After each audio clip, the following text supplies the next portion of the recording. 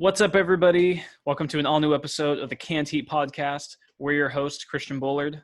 Tony Church. And today we have our review of the newest episode of All Elite Wrestling's Dynamite. We started off very strong. Very strong. First It of is all, June 17th.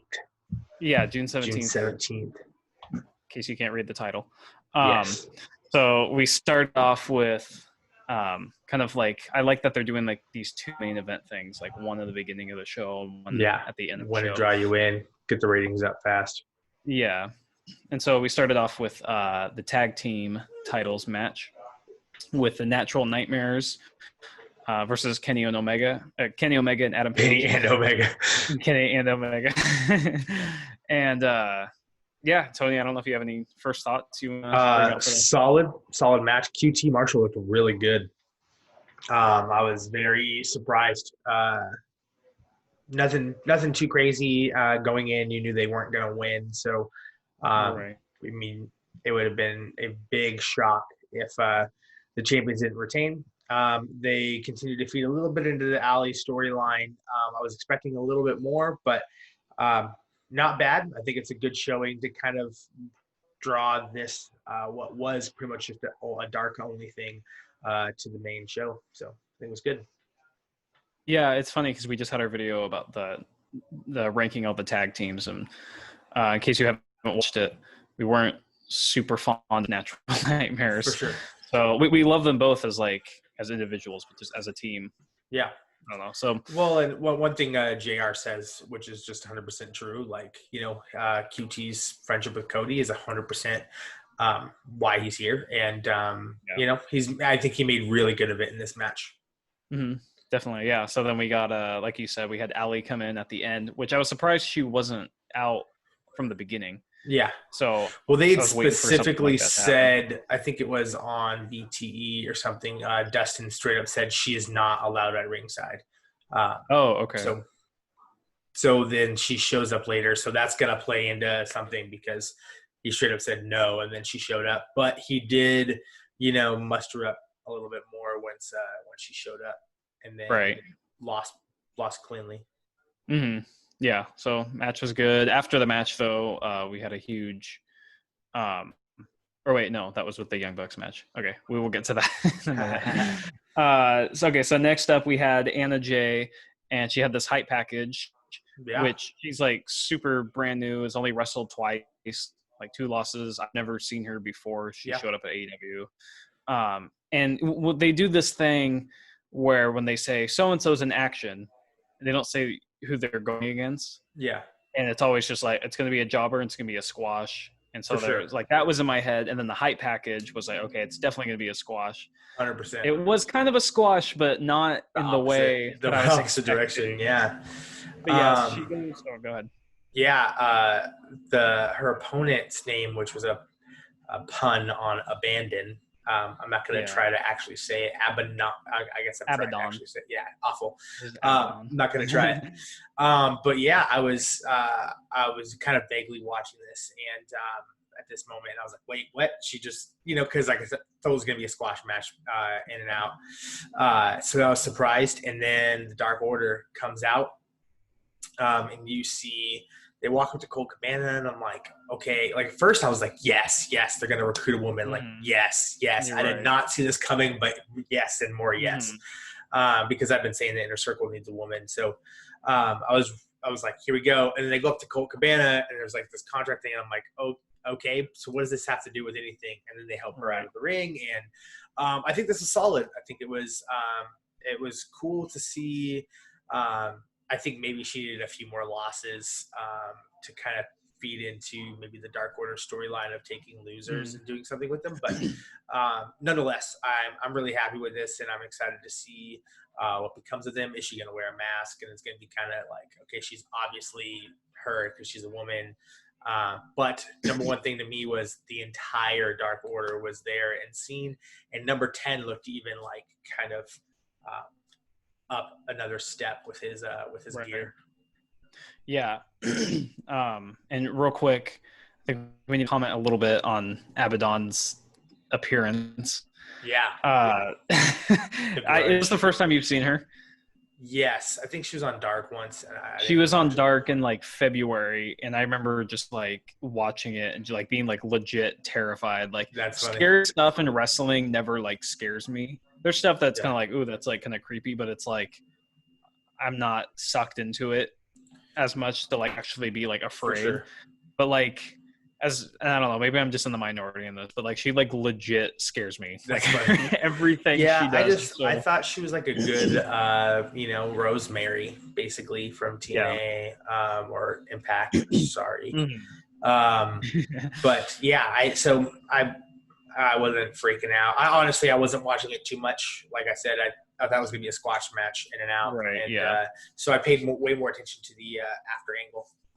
Well, and I guess I think I saw somewhere that she signed. Yeah, I just saw that. Mm-hmm. But it didn't seem like it was like is all elite, and the image wasn't as well produced as when they actually put it out themselves. So who knows?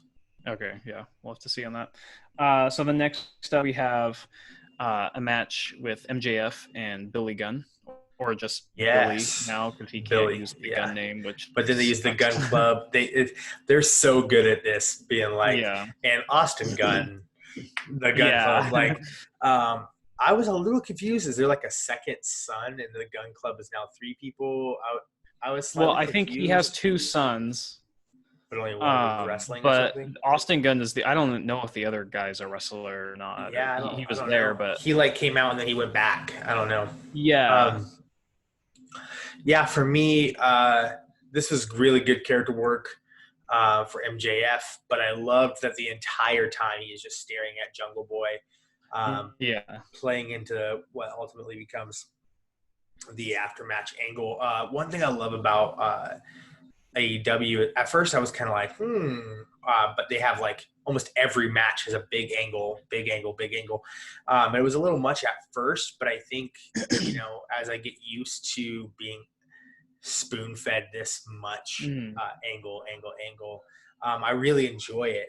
That's something I think WWE, you get used to there being maybe one swervish angle, maybe one, post-match like battle thing. Right. And these guys are like, no, we're going to actually build story and make a little more sense. If Jungle Boy is actually standing on the outside, then it makes sense for them to continue to escalate, even if it doesn't lead to anything right away, which we know now it will. But it just continues to build their rivalry, which I think is going to go on for the next 20 years. So. Yeah, it'll be like the John Cena and Randy Orton. Yeah, of today. This was a good match. I was expecting MJF to win. Sure. And Billy doesn't need to win, and MJF is undefeated. And with how this was hyped up last week when they had their confrontation and stuff, I was looking forward to it. The only thing I didn't like about this match was when MJF he's like, forget this, and he goes to leave. Yeah. That didn't make any sense to me because the past month or so he's been talking about how he's like he's never been pinned, he's undefeated, like not really because he technically lost that 4-way in Fyter Fest. But still he's like undefeated, and stuff. And so then it was like, that's such a big deal to you, and now like a few minutes into this match you're just gonna say screw it and leave. Like, why would you do that? I think what we do know about him is he is all mouth. He's undefeated because of the ring. He's undefeated because of Wardlow. He's not undefeated because of him. And so I think kind of the temper tantrum stuff is just continuing. And it's part of his character. And it's I'm not a fan of a grown man kicking and screaming coming back to the ring, but it didn't bother me too much. Okay. So then we go to an interview. Well, post-match first. Oh, that's right. Yeah, there was a big thing with Jungle Boy. And so this brawl was great. Yeah, it was involved everybody on the sideline. Everybody. There's one point where Jungle Boy legitimately does get pulled away from everybody, and I don't think he was supposed to. And he runs up the stairs, jumps off the turnbuckle, and is on top of, I think, Wardlow at that point. He's just going hard. It was just fantastic. Marco Stunt got his fun in. Luchasaurus got some fun in it. And then they announced later in the show that it's going to be Wardlow and Luchasaurus in a legitimate lumberjack match next week. I love lumberjack matches, so I'm looking forward to this. And I think it's perfect for, for this feud and where they're going. So, yeah, I'm looking forward to, because I don't like lumberjack matches, but only because I've just seen so many like pointless ones. For sure. And so AEW's done a really good job at taking things that are like stale and like turning it into gold, like, the contract signing or like, Yeah, I do think it's funny that I think it's funny that this week it literally is like pull them apart no matter what you have to do, and next week it's push them into each other no matter what you have to do. But yeah, that was good. And then I'm assuming it'll be MJF and Jungle Boy at one of the Fyter Fest weeks. For sure. Hopefully Jungle Boy wins one and they kind of go back and forth. Right, yeah. Or I would be happy if MJF like destroys everybody, never loses a match, but loses to Jungle Boy every time. Mm-hmm. Like I think that would be kind of a funny, like Jungle Boy's got his number thing. Not funny, but like interesting, intriguing, like, okay, when is he finally going to beat Jungle Boy? Or maybe we're going to look at it the other way around. When is Jungle Boy finally going to beat him? And is that going to be when he's Jungle Man? Or what? Right. Yeah.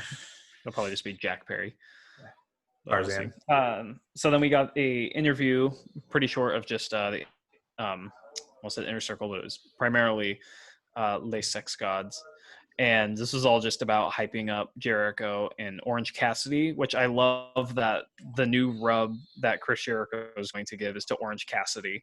For sure. And so, I expect a match with them at one of the Fyter Fests. They just announced it right at the end. Yeah, they showed the graphic for Best Friends versus the Champs.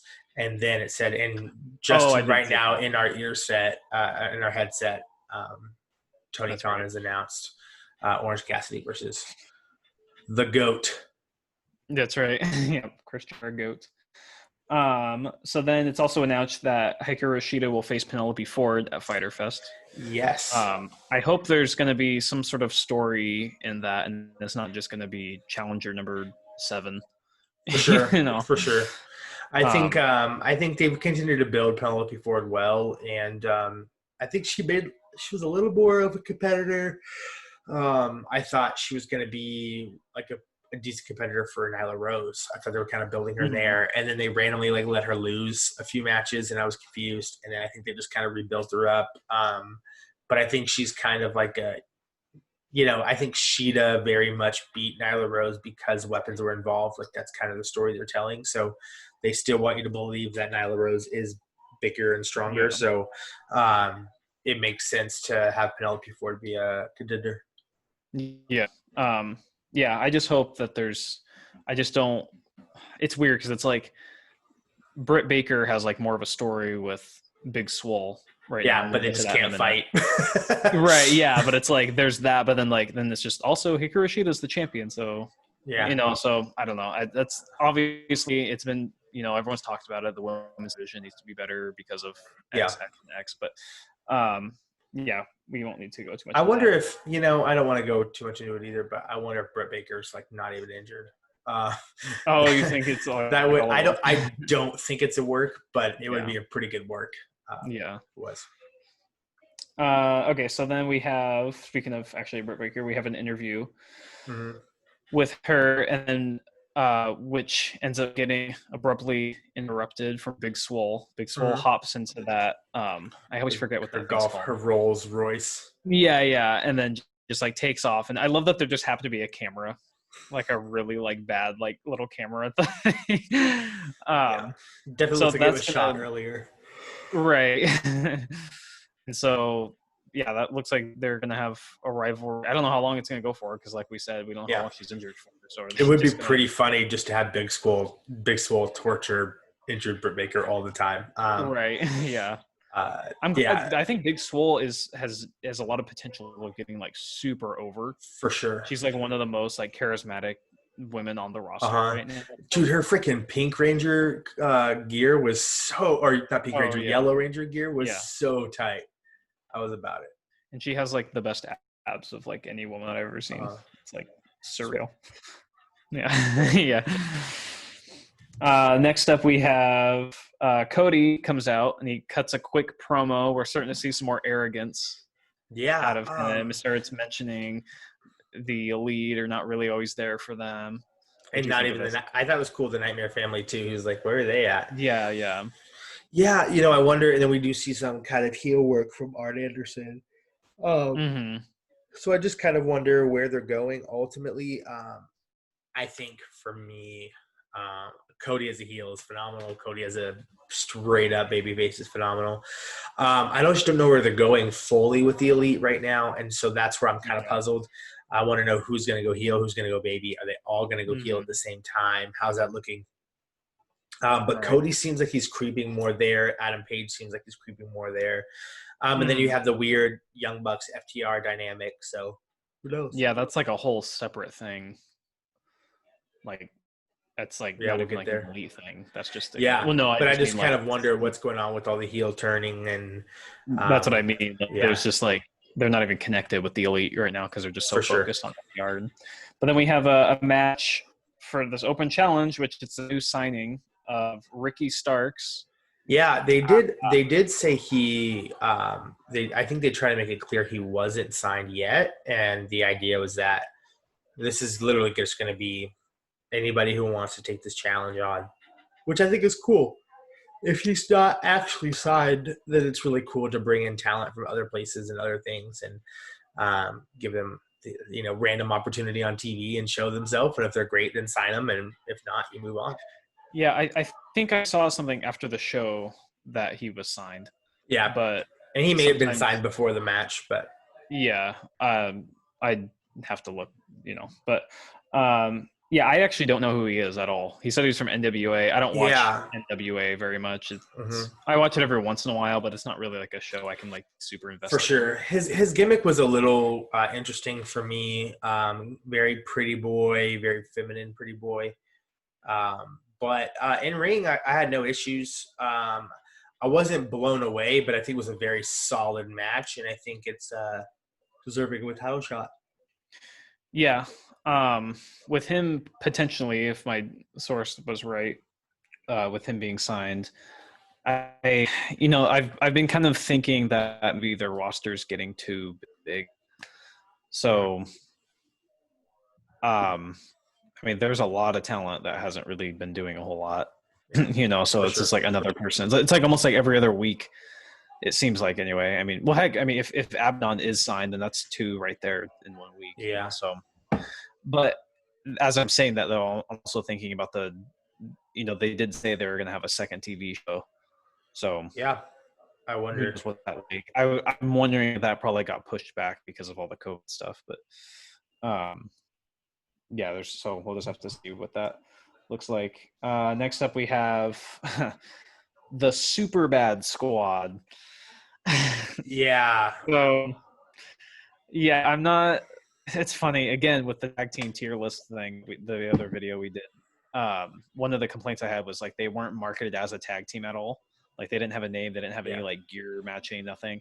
We have a name, and it's trash. And it's not great. And then it's like Kip Sapien just kind of dressing like Jimmy Havoc. Yeah, ish. So yeah. I think that was just a way to tell us like, okay, this tag team is here to stay. So yeah, I thought it was funny with like I think JR said it was like, yeah, him moving in with this engaged couple is like the best thing for his career. Yeah, no, that's such like a weird. The one thing I liked about this particular match, and they were against the Young Bucks, by the way. Yes.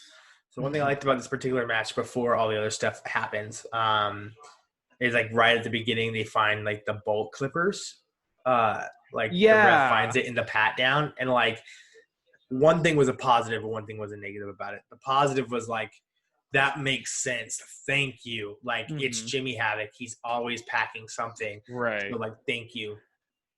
The second was they just put it in his corner. I know. It was like right at his feet. And did it come into play at all during the match? I don't remember. Randomly, it was wet floor signs, but yeah, which I think might be louder than steel chairs, but I don't know. Yeah, so Anyway, match was fine though. Yeah, the match itself was fine. I don't know. Obviously, it was all about the story. Right. I don't know what happened to Kip's neck. Did you see like how like bloody? It was like I don't even know think it what was his ear. exactly. It was like okay, it was because they like were saying it's bottom ear, but I lobe. didn't see any blood on his ear. It was just all like on his chest. Yeah, it looked like it was kind of wrapping around the inside. But like that thing like bled like crazy. Yeah, hard style for sure, hard way. Yeah. But yeah, so it's pretty competitive overall, but Young Bucks do pick up the win, and we were kind of expecting that. And I think the thing we were. So throughout the match, we just see great character work from the Butcher and the Blade talking trash in a 9-inch nail shirt. And it was really good. I see them; they're really elevating the Butcher and the Blade right now, which I think is interesting. We bring in a new tag team; they're elevating this other tag team. But I think they're doing it right, and they're doing it very well. I like that Butch and the Blade didn't just like lose their match, and then that was just the end of it. For sure, they're still like very much in the fold of everything. For sure. Well, and they just like lost to both of these teams except for Superbad Squad. Yeah. But anyway, so they they lost to them, but then they were like, no, we're gonna beat the crap out of you. We're having fun with this, and I like that. And then you have FTR come out, and I love this dynamic with the Young Bucks, where they are like not friends, but you like Dax Harwood is literally like he freaks out when they don't get the pin. He's like, and I'm like, okay, like I don't know, I'm just really liking it. And then they just like walk away. The one thing I didn't like here, the one thing was they kind of had a stare down, and you could see it's going to end, and they needed to just wait like another 2 seconds. Just another 2 seconds. They're like cutting backstage. And I'm like, oh, yeah. This is tense. Like, please, why are you cutting backstage? What was weird about that, and I guess we can kind of now transition, because that was the promo thing with Taz and Brian Cage. Mm-hmm. And what's weird with that, it was like the first 10 seconds, like there's still a lot of crowd noise going on. Yeah. And stuff. So it was kind of like, geez, they really pulled way too early from that, you know? That dies which down, probably just meant the match went a little long. Right, yeah. Which it's the Young Bucks, so probably. Yeah. And there's a lot of moving pieces here, so. Right, yeah. So then, Taz cuts a promo. I wasn't expecting Brian Cage to talk. Yeah, and I'm glad he did. Got tongue-tied a lot, though. He tried talking fast with a lot of words. Right. Yeah. And what's weird about that is that was like a pre-recorded thing. So they could have redone it. But Taz was on point. So that part was great. I'm glad they're letting Brian Cage talk, because he's not like a terrible talker. Yeah, so, well, we also see that with Lance Archer. Like Lance Archer talking a little bit too. Yeah, and I like that. I hate like Brock Lesnar doesn't say anything. And he doesn't have like a deep voice or anything. So maybe that's okay. But like Bobby Lashley to me needs like a mouthpiece, because Bobby Lashley's voice is so not threatening. Yeah. But these guys they don't seem like they're not threatening at all. Their voices are fine. So I think often you give somebody a manager because they can't talk. In this case, I feel like AEW is doing a good job of giving you a manager for a rub more than anything. Like they're trying to legitimize these new characters. Even though I don't think Brian Cage needs any. Brian Cage could be super unknown. Like say take his entire Impact run away, but he's still as skilled as he is. Doesn't need a mouthpiece. He's intimidating. Like I'm scared of him. But I have it was from like 2012 or something, one of the PWG DVDs when he used to team with Michael Elgin. And like just from then, like I've like consistently like followed him. I did find it very funny that Taz called himself a body guy. That was really funny. Yeah. Us body guys. We then cut to just kind of a rebuttal promo from Moxley. He just kind of runs down some things, so they're still just kind of hyping up their match, which I'm looking forward to big time. Yeah. I don't like when you have a video rebuttal a video. I think it makes more sense to have somebody then go, what do you think about that? Because it makes sense, but it's not premeditated. It's not whatever. or you do it earlier in the show, like after seeing this thing, John Moxley had this to say. Being so close to each other, were they really back to back, or was there a commercial? I thought there was like a commercial or something. I have it listed down. They were one after the other. Yeah, I don't know if there was a commercial though. But either way, there was not enough. Like to me, I think you need to have either a pause or one's a video, one's live in some capacity, even if it's backstage and it's not actually live, but you make it look live. That's fine. Sure. Yeah. Then we got part 2 of the Brit shenanigans. Yeah, this is like really. I was just messaging you about this, but Britt is driving me insane. But it's good. Like it's right good. in a good way. Yeah, she's got actual heat for me right now. Like I can't stand her right now. Do not care that she's in the trash can. Like I like how she like fires the girl and she's excited. Then she like unfires her. She's like, no, this is full time. You got to. Yeah. And then she's like, "Where's Tony?" She's like, "You put him on a friendship pause." So some of those things were really funny. Obviously, I think finding her in the trash can was probably the best place to find her. Yeah. But this is solid. Nothing crazy. Bad. I mean, not bad, not good. It was just solid. Yep, I agree. And then we have our main event, which is Best Friends versus Les Sex Gods, who are putting their number 1 contendership fantastic thing on the line for Fyter Fest. Yeah, I saw the promo for this, like for number 1 contendership, and I was like, they're already the number 1 contenders. Why do we have 3 number 1 contenders in the last couple weeks? Like, and then they built it up really well, saying they're putting their contendership on the line. They're putting it. Right. I think they kind of dug themselves out of this weird hole that they've been in for a couple weeks, in a really good way. So. Right. Yeah, and I don't think we're going to get another title match until that match comes down. I sure hope so.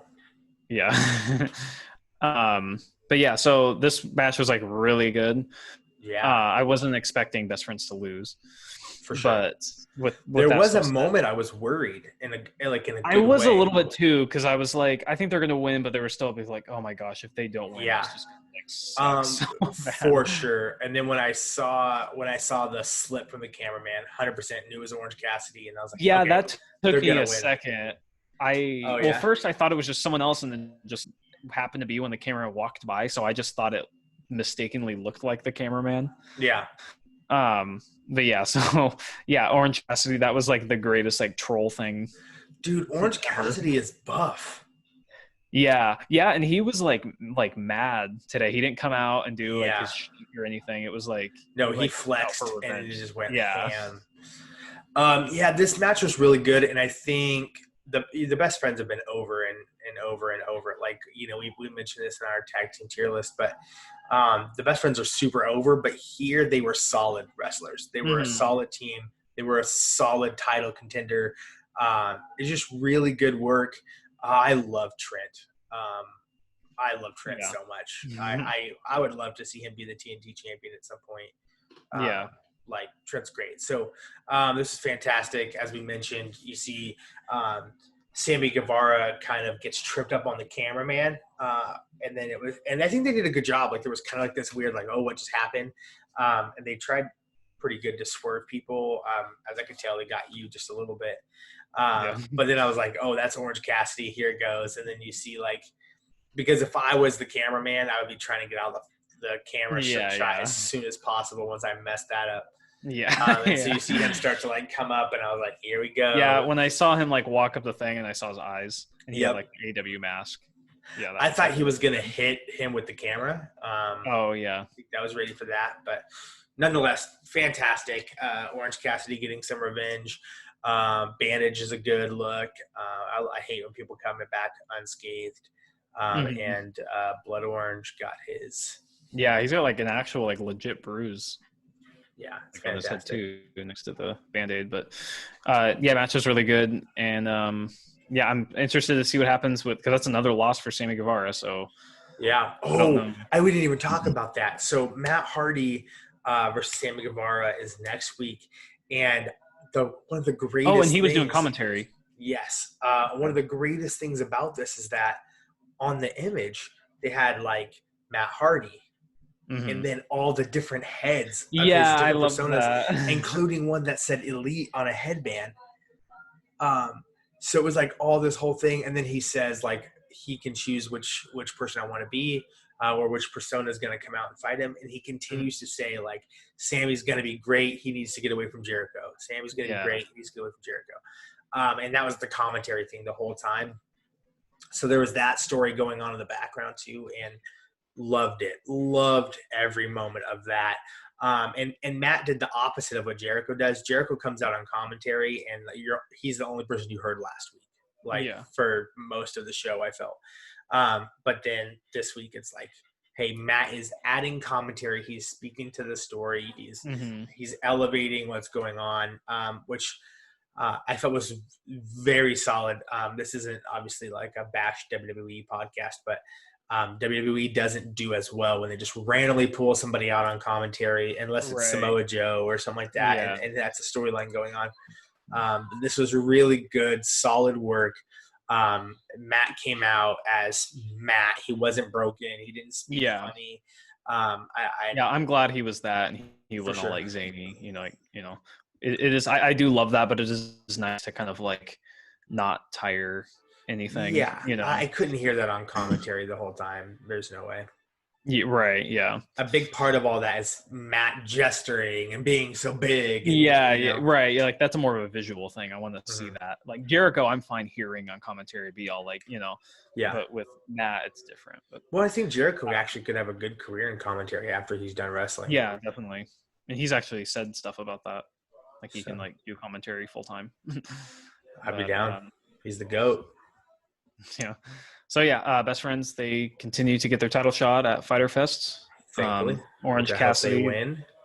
Right, yeah, same. And Orange Cassidy advances against Chris Jericho, and a lot of good stuff that is being pressed for the coming weeks and everything. So for sure, if you're gonna give this a 1 to 5, 5 being the best, where do you put this episode? Can I do 10? 5 is weird for me. Fine. I'll do 11. Up my head. Actually. Yeah, on a scale of 1 to 11, you're a solid. Yeah.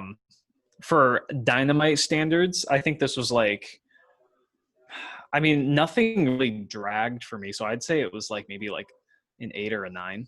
Yeah, I was gonna say high 7, 8. Yeah, I'd say 8. Actually, I would give an 8. Because the matches probably weren't like match of the year candidate, but as far as advancing storylines, that like everything panned out the way it should have. Everything makes me want to watch next week. Yeah. And I think that's what's great. We'll say it 1,000 times, and you'll hear it 1,000 times other people saying it, including the wrestlers themselves. AEW does a great job of making you want to buy a pay-per-view. And when you watch that pay-per-view, it does a great job of making you want to watch on Wednesday night. Yeah. And they just continue to do that. I'm excited to see what Fyter Fest looks like. We've seen before with like Bash at the Beach. Like these guys can put on Wednesday night pay-per-views very well. Right. Yeah. And so I'm excited to see what it is. And yeah. Right on. Yep. Well, thanks everyone for watching. Continue following our channel. Make sure you like and subscribe. Comment what your thoughts were, and we'll see you next week. And until then, that's another in the can.